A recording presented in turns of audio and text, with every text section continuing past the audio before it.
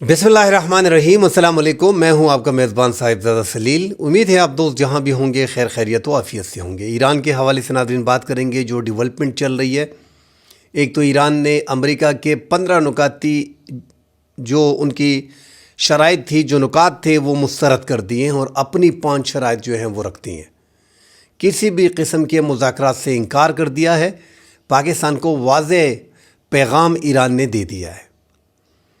Iran जंग के इम्तिहान में नाज़रीन सुरखरू हो गया है और उनको लग रहा है कि अमेरिका इस जंग में हार चुका है और अब मुआहदे की तरफ जा रहा है।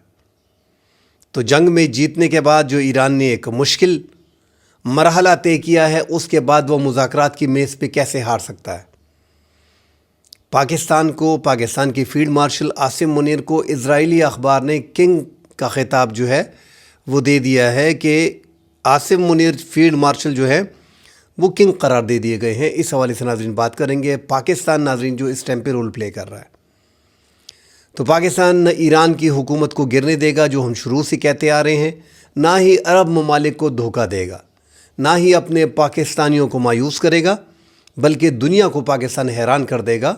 आगे आप देखेंगे जो पाकिस्तान इस टाइम पे अपना एक प्लान लेके इस जंग को देख रही है। इस हवाले से नाज़रीन बात करेंगे। लबनान में 10% हिस्सा बॉर्डर के करीब इजराइल ने कब्ज़ा कर लिया है। हज़ारों अफराद को बेघर कर दिया है, बेदखल कर दिया है। वापसी उनको घर में नहीं छोड़ा जा रहा। इस हवाले से नाज़रीन बात करेंगे। पाकिस्तान की खुफिया एजेंसियों ने अमेरिका को वाज़ेह कर दिया है कि उनके स्पीकर ग़ालिबाफ को और वज़ीर ख़ारजा अब्बास इराक़ची को निशाना ना बनाएं। मुज़ाकरात चल रहे हैं, इजराइल को रोका जाए। पाकिस्तान ने एक वाज़ेह पैगाम दिया उनके, जिसके बाद उनको हिट लिस्ट से जो है वो निकाल दिया गया है। सऊदी अरब और मुत्तहिदा अरब अमारात नाज़रीन, जो पाकिस्तानी वहाँ पे काम कर रहे हैं, उनके मोबाइल डेटा को अब देखा जाएगा कि उनके मोबाइल में अगर आप उस मुल्क से नफ़रत करते हो, उस मुल्क के ख़िलाफ़ बात करते हो, तो आपके सोशल मीडिया को देखा जाएगा। अगर आप उस मुल्क के ख़िलाफ़ लिखते हो तो आप उस मुल्क में रह नहीं सकते, आपको बेदखल कर दिया जाएगा। अब एक बड़ा फ़ैसला जो है वो अरब ममालिक ने कर दिया है।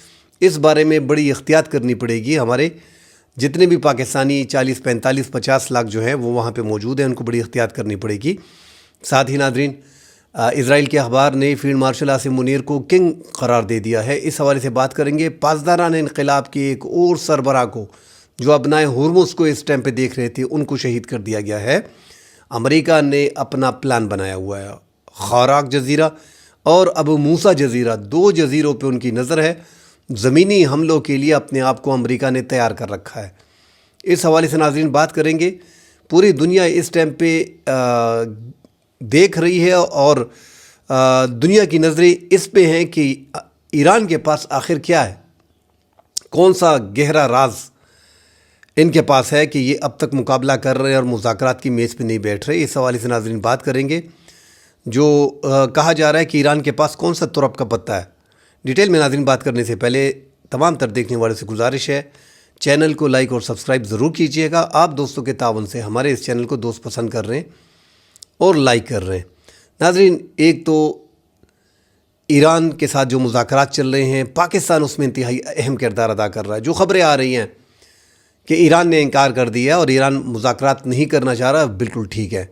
पाकिस्तान के ज़रिए 15 नुकात को भिजवाया गया था, मगर ईरान के जो स्पीकर हैं ग़ालिबाफ, उसके बारे में ख़बरें आ रही हैं कि वो खुफिया तौर पे पाकिस्तान का दौरा कर चुके हैं और एक आध दिन पाकिस्तान में मौजूद थे और पाकिस्तान के सीनियर ऑफिशियल ने उनसे बातचीत की है। बहरहाल ईरान डिनाई कर रहा है और अमेरिका अब आहिस्ता आहिस्ता उनकी भी ख़बरें सामने आ रही हैं कि वो भी जो पाकिस्तान में मुज़ाकरात हो रहे हैं उस पर आपने यकीन नहीं करना, ये उनकी ख़बरें आ रही हैं। अमेरिका ने टारगेट दिया पाकिस्तान को कि ये किसी भी तौर पे इस जंग को रोकना है। अमेरिका 4 से 6 हफ्तों में इस जंग से निकलना चाह रहा है किसी भी कीमत पे। ये राइटर ने भी आज ओपनली कह दिया। पाकिस्तान को एक ज़िम्मेदारी दी गई।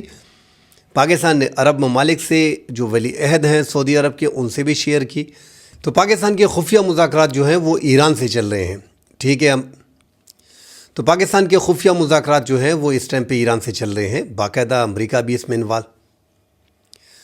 तो पाकिस्तान के खुफिया मुज़ाकरात नाज़रीन इस टाइम पे ईरान के साथ चल रहे हैं। जो 15 नुकात दिए गए थे, जिसमें ये वो नुकात थे नाज़रीन जो जंग से पहले, इस हमले से पहले امریکہ نے ایران کو دیے تھے، اور اس ٹائم پہ وٹکوف اور کشنر جو ٹرمپ کے داماد تھے انہوں نے یہ ایران کو پیش کیے تھے، اور ایران اس پہ راضی تھا۔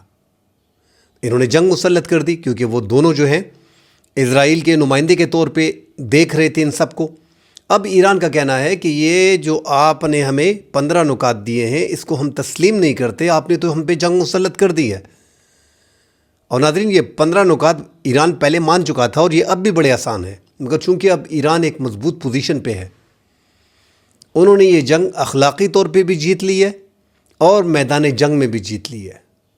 ان کا بھاری نقصان ہوا ہے، ان کی لیڈرشپ شہید ہوئی ہے، ان کی افواج کے سربراہان شہید ہوئے ہیں، مگر انہوں نے کمپرومائز نہیں کیا، اور اب بھی کمپرومائز نہیں کر رہے، اور دھڑلے سے جو ہے وہ لڑ رہے ہیں اس ٹائم پہ امریکہ کے خلاف، سپر طاقت کے خلاف۔ ناظرین، 2 سپر طاقتیں اس ٹائم پہ ایک ہو گئی ہیں، اور وہ ایران کے خلاف حملے کر رہی ہے۔ ایران اس میں کامیاب ہو رہا ہے، اپنا دفاع بھی کر پا رہا ہے۔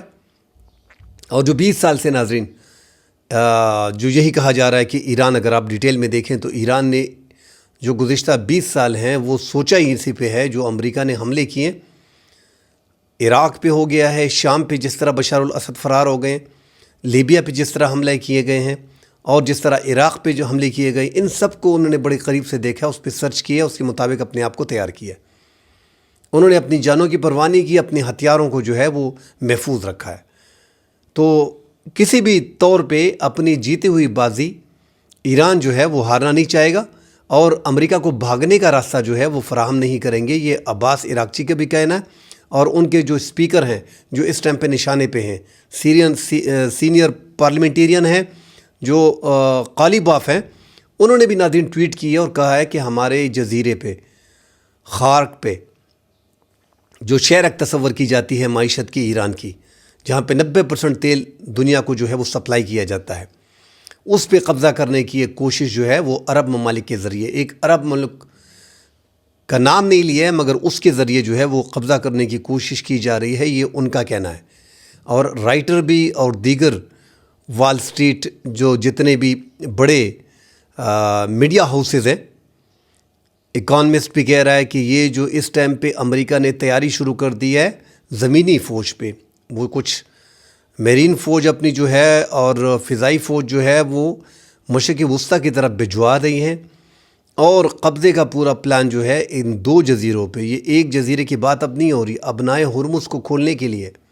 ایک تو ایران کا خارق جزیرے پہ اگر قبضہ کرتے ہیں تو ان کی معاشی رگ کو کنٹرول کر لیتے ہیں، دوسرا ابو موسیٰ جزیرہ جو ہے جس پہ متحدہ عرب امارات کا بھی دعویٰ ہے، جو متحدہ عرب امارات کے شارجہ سے تقریباً 60 کلومیٹر کے فاصلے پہ ہے، اور اگر ایران سے اس فاصلے کو دیکھا جائے تو وہ 75 کلومیٹر پہ ہے۔ ابنائے ہرمز کو یہیں سے کنٹرول کیا جا رہا ہے، یہیں سے دیکھا جاتا ہے، یہیں پہ پاسداران انقلاب کا بیس موجود ہے، یہیں پہ ان کے طاقتور ریڈار موجود ہیں، ان کے گائیڈڈ میزائل موجود ہیں، اینٹی شپ میزائل انہوں نے یہاں پہ رکھے ہیں۔ امریکہ کو اندازہ ہے کہ اگر ہم نے ابو موسیٰ جزیرے پہ قبضہ کر لیا اور ہم نے خارق جزیرے پہ قبضہ کر لیا تو ایران پورا ہماری مٹھی میں ہوگا، اور یہ وہ درست سوچ رہے ہیں۔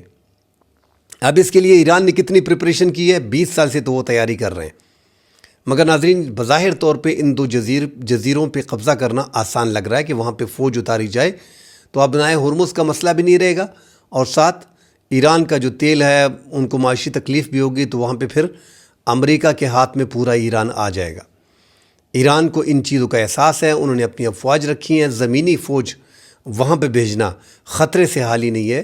وہ اپنے لیے، ایران کا کہنا ہے کہ تابوت کا انتظام کر لیں، جو مائنز وہاں پہ آئی ای ڈیز سمندر کے اندر تیرتے ہوئے میزائلز ان کے موجود ہیں، آئی ای ڈیز موجود ہیں، جو انہوں نے آہستہ آہستہ بچھانا شروع کر دی ہے۔ ان کو اندازہ ہو رہا ہے کہ ابنائے ہرمز جو ہے اس پہ قبضے کی کوشش کی جا رہی ہے، اور خارق جزیرے پہ جو ہے وہ قبضے کی کوشش کی جا رہی ہے، وہ کسی بھی طور پہ ہونے نہیں دیں گے۔ سپوز اگر ان 2 جزیروں پہ قبضہ بھی کر لیں، پھر بھی ناظرین جو انشورنس کے بڑے بڑے جو بحری جہاز ہیں وہ کبھی بھی اپنا ہرمز پہ اس طرح آسانی سے نہیں جا سکیں گے، کیونکہ جنگی حالات میں اگر آپ وہاں پہ قبضہ بھی کرتے ہیں تو وہاں پہ لڑائیاں تو جاری ہوں گی، بڑا مشکل ہو جائے گا۔ تو جتنا مصالحت اور سفارتکاری کے ذریعے اس معاملات کو حل کیا جا سکتا ہے، دوسرا کوئی آپشن دنیا کے پاس اور امریکہ کے پاس اس ٹائم پہ نہیں ہے۔ اسرائیل اپنی کوشش کر رہا ہے، ان کو اندازہ ہے کہ ٹرمپ کسی بھی طور جنگ سے بھاگ سکتا ہے، لہٰذا وہ ٹارگٹ کر رہے ہیں۔ ابھی بھی بڑے بڑے حملے انہوں نے شروع کیے ہیں۔ پاسدارانہ انقلاب کے طاقتور کمانڈر جو ابنائے ہرمز کو ترتیب دے رہے تھے، ان پہ جو وار کیا گیا ہے، جو ایڈمرل علی رضا بندر عباس کے قریب تھے، ان کو فضائی حملے میں آج شہید کیا گیا ہے۔ یہ ایک بڑی خبر ہے جو اسرائیل کا میڈیا اس ٹائم پہ دے رہا ہے کہ ان کو شہید کر دیا گیا ہے۔ ساتھ ہی ناظرین، ایران کے مشہد ایئرپورٹ پہ جو حملہ کیا گیا ہے، اس کے جواب میں ایران نے حملہ کیا ہے کویت کے ایئرپورٹ پہ، کیونکہ حملہ وہاں سے ہوا تھا تو وہیں پہ حملہ کیا ہے، اور کویت کا ایئرپورٹ جو ہے اس کو نشانہ بنایا گیا ہے۔ وہاں پہ تصاویر جاری ہوئی ہیں کہ کویت کا زیادہ نقصان جو ہے وہ ایئرپورٹ پہ اس ٹائم پہ ہوا ہے۔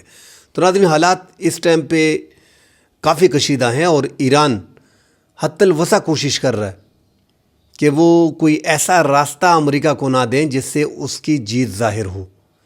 بظاہر ایران نے تمام راستے بند کر لیے ہیں، ایک ہی راستہ ان کے پاس اوپن ہے سفارتکاری کا، وہ پاکستان کے ذریعے چل رہی ہے۔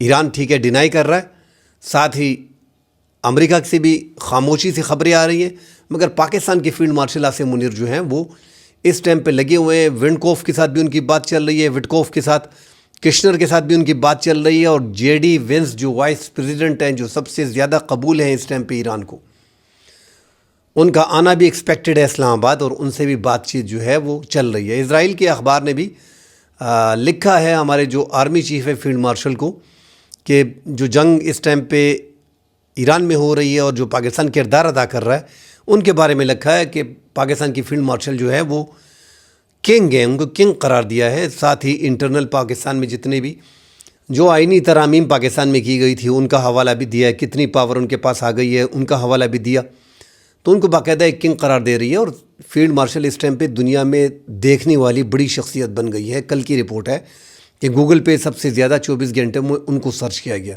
کیونکہ یہ ایک بڑا بحران ہے دنیا کا اس ٹائم پہ ایران کا۔ ابنائے ہرمز سے 20% تیل، 30% گیس، یہ جو ہے پوری دنیا کو سپلائی ہوتا ہے، اور وہ ایران نے روکا ہوا ہے۔ ایران کا کہنا ہے کہ ہم نے روکا نہیں ہے، مگر اسرائیل کے اور امریکہ کے اتحادیوں کو گزرنے نہیں دیا جائے گا۔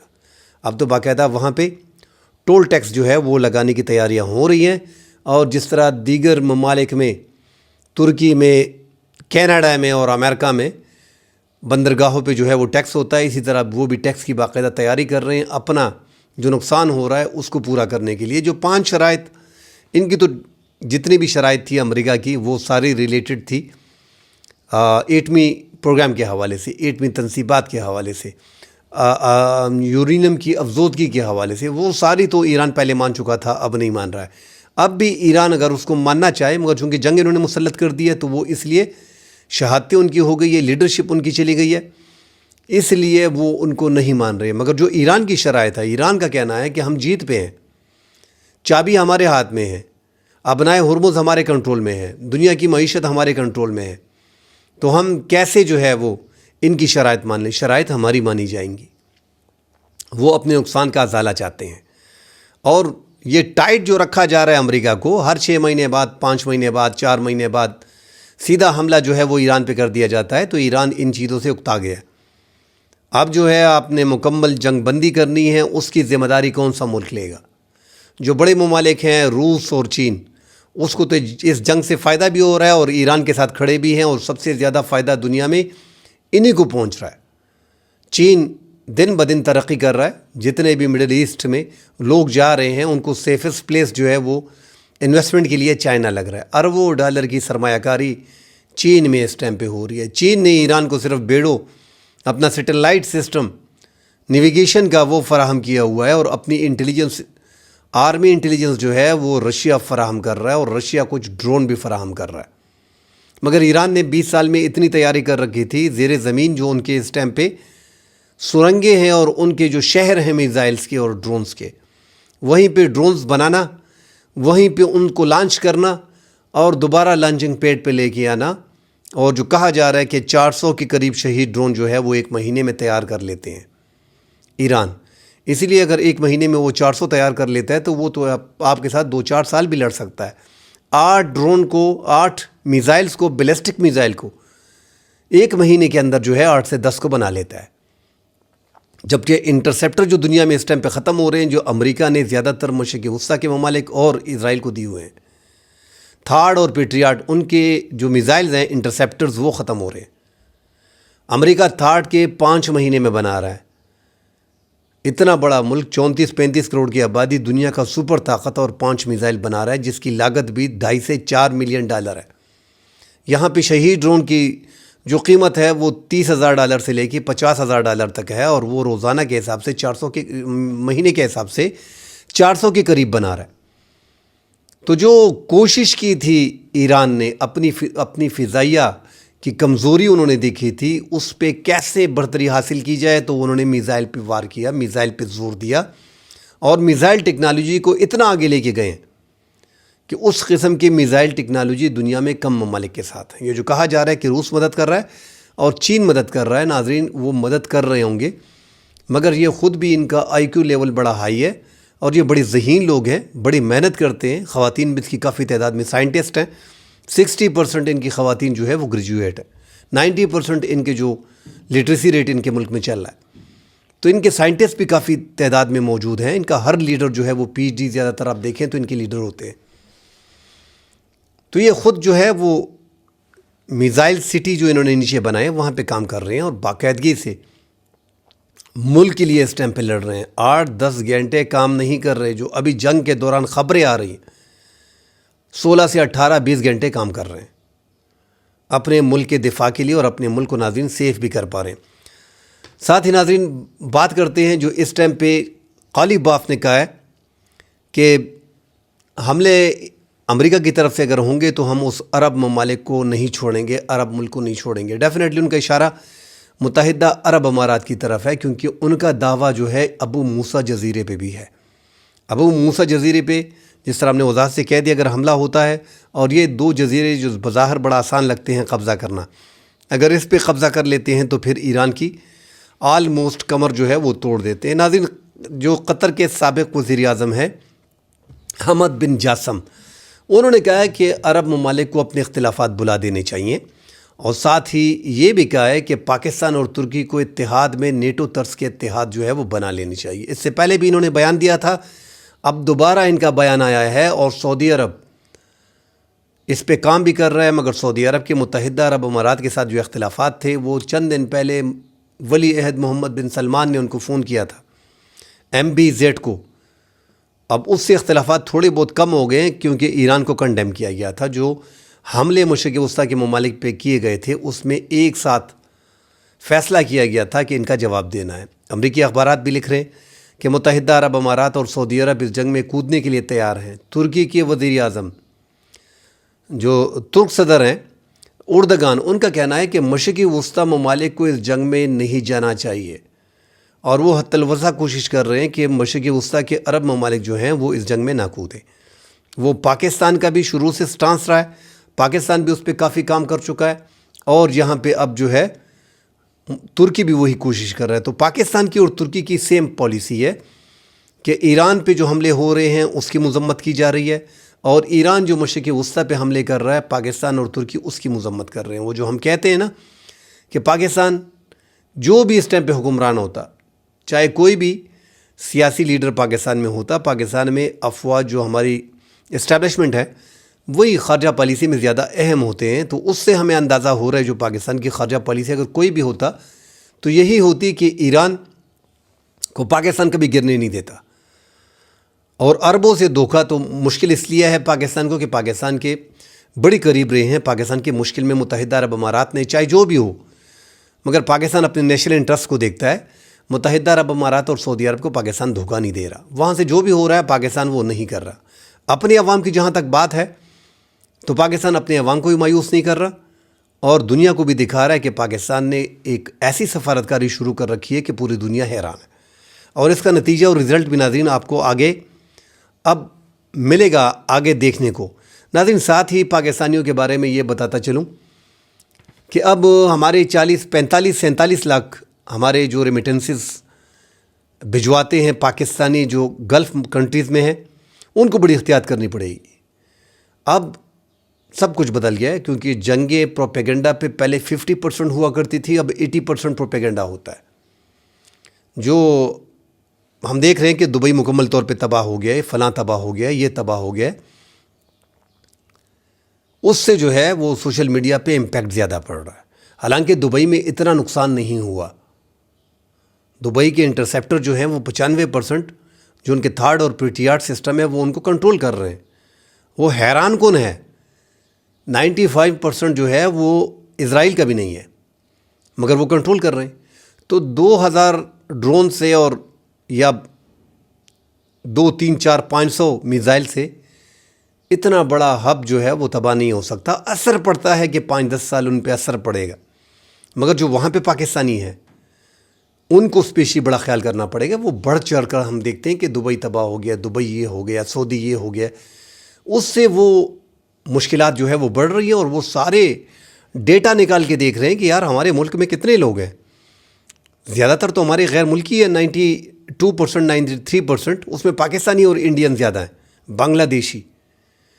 تو اب یہ لوگ جو ہیں جو اس ملک میں کما رہے ہیں، پیسے کماتے ہیں، یہ ہمارے ملک کے خلاف ہیں کہ ہمارے ملک کے حق میں. اب اس کو دیکھا جا رہا ہے.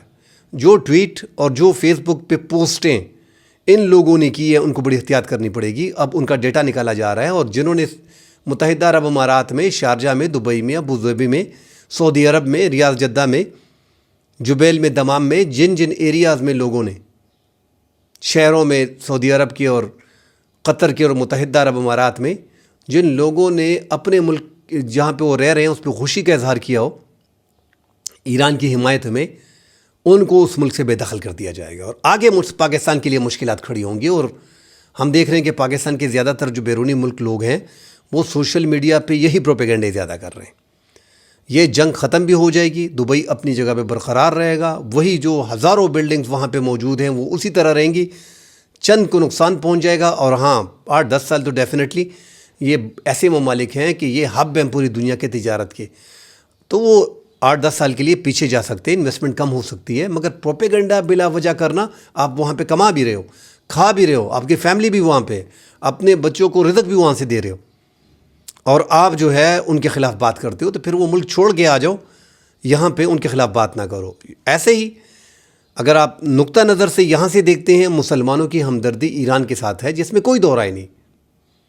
ہم بھی ایران کو اوپنلی سپورٹ کرتے ہیں. ان کے ساتھ ظلم زیادتی ہو رہی ہے امریکہ اور اسرائیل کے مقابلے میں، ہم سپورٹ کرتے ہیں ایران کو. اور جو ایران کے خلاف ہے وہ اس ٹائم پہ ایک ایسی صف میں کھڑا ہے کہ وہ انسانیت کے دشمن ہے. مگر جو لوگ بیرونی ملک میں، آپ اس ملک میں رہائش پذیر ہو، وہاں سے کما رہے ہو، اس کے خلاف بات نہیں کرنی چاہیے. وہاں پہ اگر آپ بات کرتے ہو تو آپ پھر پاکستان میں آ کے یہاں پہ بے روزگار پڑے رہو گے. اور جو آپ 4-5 ہزار درہم یا 5-6 ہزار ریال آپ کما رہے ہو، پھر یہاں پہ آپ کو کوئی پاکستان میں 50 ہزار کی نوکری نہیں دے گا. جو گلف ممالک میں کام کرتے ہیں وہ پاکستان میں ٹکے کا کام نہیں کر سکتے. تو بڑی احتیاط کرنی پڑے گی ہمارے ان دوستوں کو جو بیرونی ملک میں اس ٹائم پہ مقیم ہے. مزید خبریں آتی ہیں ناظرین، اس پہ بات کریں گے. فی الحال کے لیے اجازت دیجیے. اللہ حافظ.